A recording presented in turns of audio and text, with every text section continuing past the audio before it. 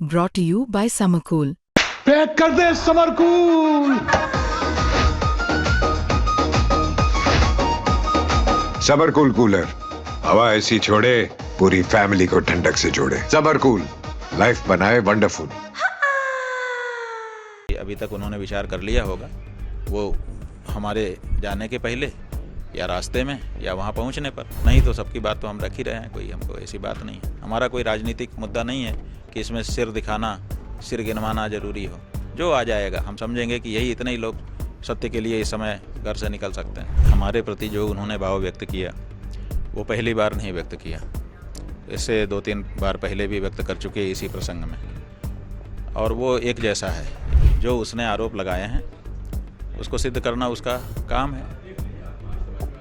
इसीलिए उसने पाक्सो का मुकदमा लगाया, क्योंकि पाक्सो में ये बच्चे के बयान से माना जाता है कि जो कह रहा है सच कह रहा है, दूसरे का बर्डन हो जाता है। तो ऐसी परिस्थिति में ये लग रहा है कि मात्स्य न्याय के विरुद्ध जो राज्य नाम की संस्था का स्थापन किया गया था वो अब बेमानी हो गई है। अब राजा ही तिमिर तिमिंगल हो गए हैं, बड़े मछलियाँ हो गए हैं। अब ये जिसको चाहेंगे छोटी मछली को निकल जाएंगे। तो ऐसे में तो जो आम लोग हैं उनकी कोई सुरक्षा की गारंटी ही नहीं रह गई। गौरक्षा को लेकर शंकराचार्य स्वामी अभिमुक्तेश्वरानंद की मुहिम का अगला पड़ाव लखनऊ होने वाला है, और इसका शंखनाद छत्रपति शिवाजी की जयंती से वाराणसी के ही इसी शंकराचार्य घाट से हो जाएगा।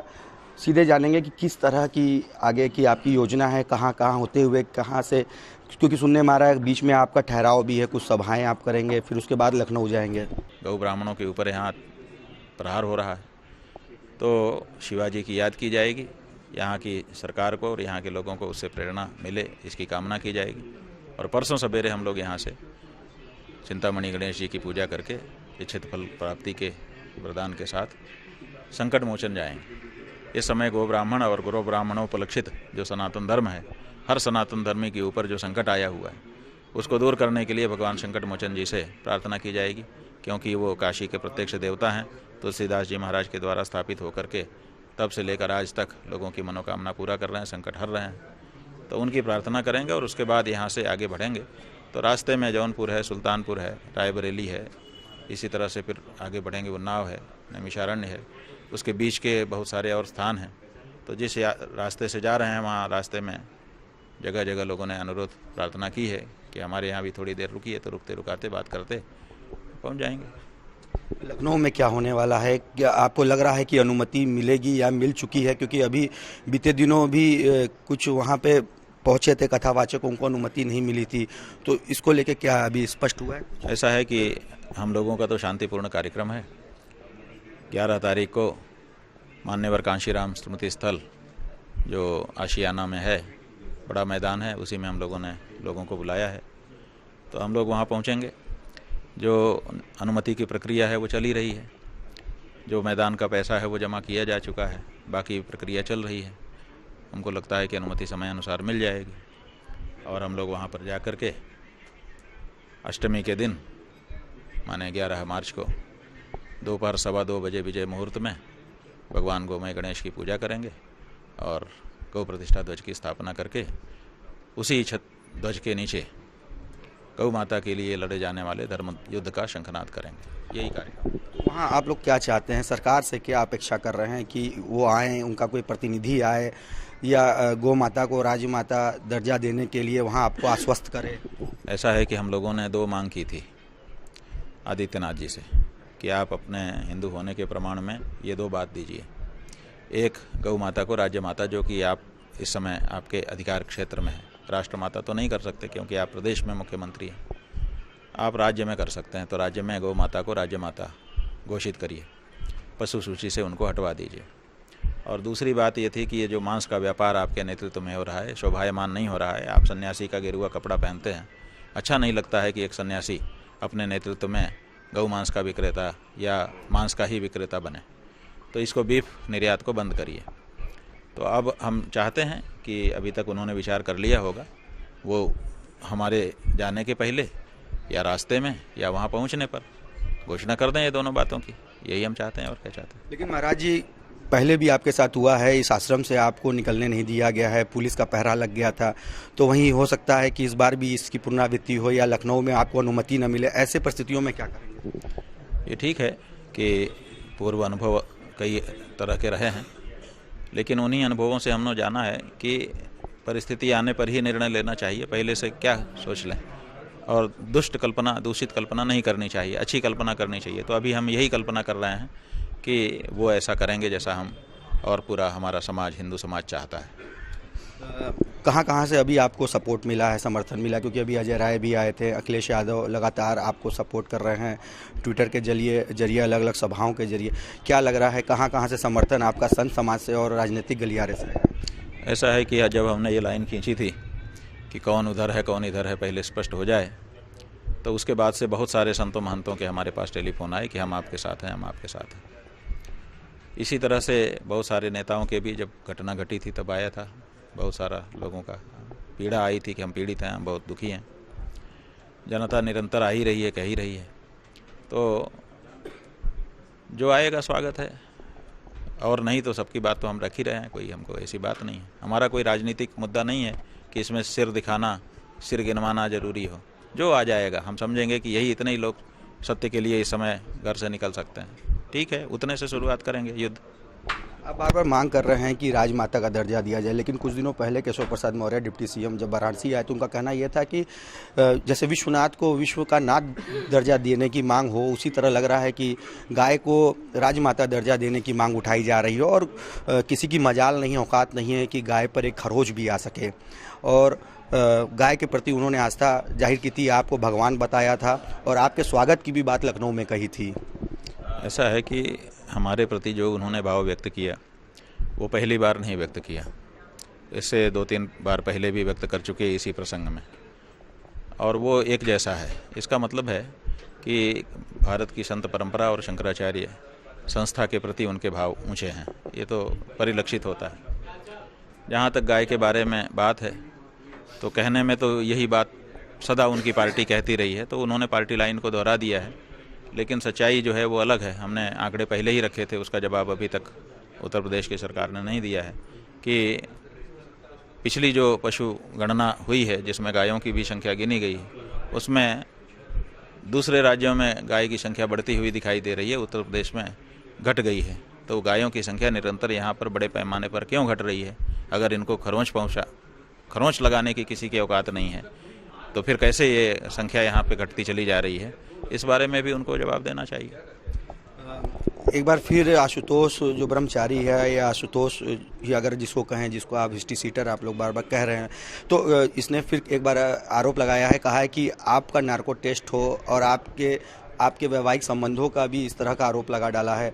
क्या लग रहा है इस तरह से जो बयानबाजी है रुक नहीं रही है? ऐसा है कि बयानबाजी के लिए उसको ताकत दी जा रही है, मौका दिया जा रहा है। तो जो आपराधिक प्रवृत्ति का व्यक्ति है, अगर उसको बल मिल जाएगा तो वो तो कुछ भी कहेगा ही, वो कहता चला जा रहा है।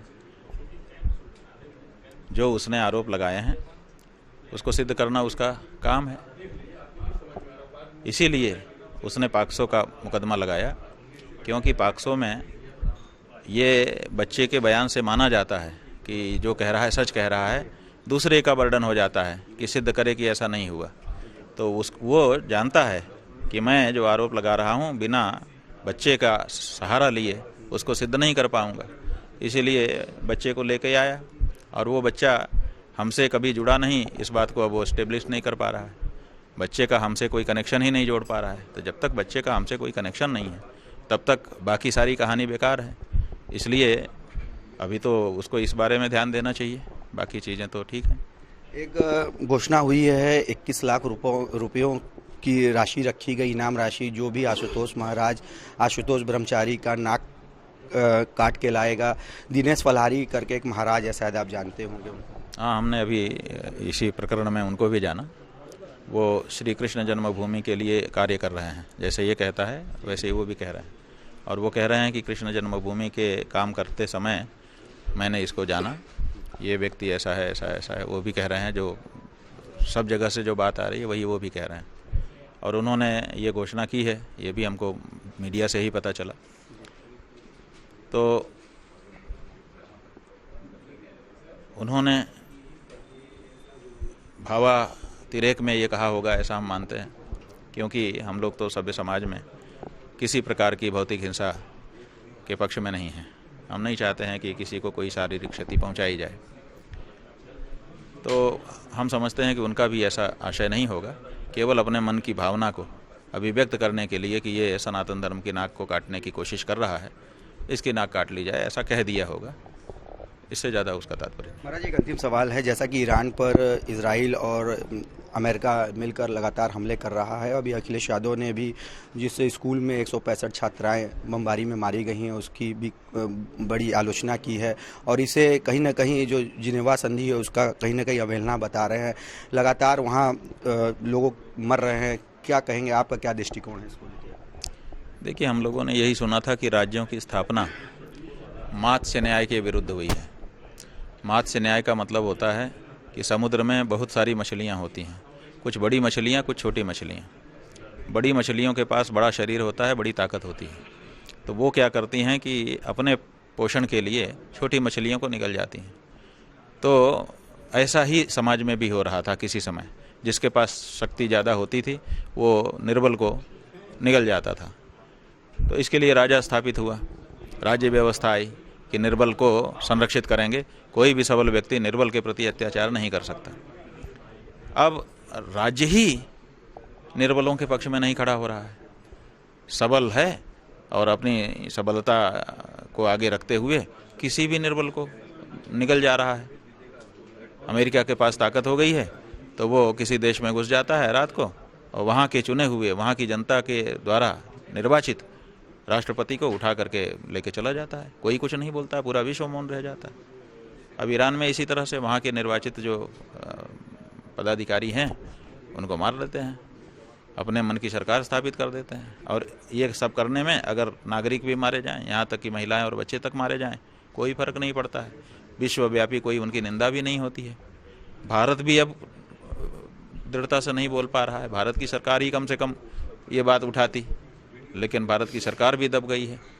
तो ऐसी परिस्थिति में ये लग रहा है कि मात्स्य न्याय के विरुद्ध जो राज्य नाम की संस्था का स्थापन किया गया था वो अब बेमानी हो गई है। अब राजा ही तिमिर तिमिंगल हो गए हैं, बड़े मछलियाँ हो गए हैं। अब ये जिसको चाहेंगे छोटी मछली को निगल जाएंगे। तो ऐसे में तो जो आम लोग हैं उनकी कोई सुरक्षा की गारंटी ही नहीं रह गई। कभी भी किसी के साथ कुछ भी हो सकता है। इस घटना की तुलना आपने यूपी से भी की, जिस तरह से जो बाहुबली है, जो जिसके पास ताकत ज़्यादा है वो कुछ भी कर सकता है, बुलडोजर से तुलना कर दी आपने इस लड़ाई की। हमने इसलिए की क्योंकि यही दिखाई दे रहा है कि जिसके पास ताकत है वो अपनी ताकत के बल पर सबको डरा दे रहा है। अब हमारे जो अमेरिका में जो कुछ हो रहा है उसी रास्ते पर क्या उत्तर प्रदेश नहीं चल रहा है? यहाँ पर भी बुलडोजर निकाल दिया गया है, जिसके चाहेंगे चढ़ा देंगे। कोई सुनवाई नहीं, कोई न्याय नहीं, कुछ नहीं, बस जिस पे चाहेंगे चढ़ा देंगे। तरह तरह के बुलडोजर तो केवल एक प्रतीक हो गया। जो भी सबल व्यक्ति होगा अगर इनके विरुद्ध कोई प्रश्न खड़ा कर देगा, भले वाजिब ही प्रश्न क्यों ना खड़ा करे, तो उसके ऊपर बुलडोजर तरह तरह के बना रखे हैं, चढ़ा देंगे। हमने गाय के रक्षा की मांग कर दी, हमारे ऊपर आशुतोष नाम के बुलडोजर चढ़ाना चाहते थे। ये जो हो रहा है ये कहीं ना कहीं साम्राज्यवादी वही नीति है कि जिसके पास ताकत होगी वही सरवाइव करेगा, बाकी सब का भक्षण करने के लिए उसके पास लाइसेंस है। ये आम जनता के पक्ष में नहीं है ये बात। इस तरह की प्रवृत्ति को अगर बढ़ने दिया गया तो आम जनता खतरे में पड़ेगी, करोड़ों करोड़ लोग मारे जाएंगे भविष्य में। तो ये थे हमारे साथ शंकराचार्य स्वामी अमिमुक्तेश्वरानंद सरस्वती, जिन्होंने छत्रपति शिवाजी की जयंती से इस अपने अगले मुहिम गौरक्षा के लिए अगले पड़ाव का शंखनाद कर दिया है। और उन्होंने साफ तौर पर जो युद्ध चल रहा है ईरान पर लगातार इजराइल और अमेरिका की तरफ से हमले किए जा रहे हैं, उसकी तुलना यूपी की सरकार यानी योगी आदित्यनाथ की सरकार और बुलडोजर से भी कर दी है। रोशन जायसवाल।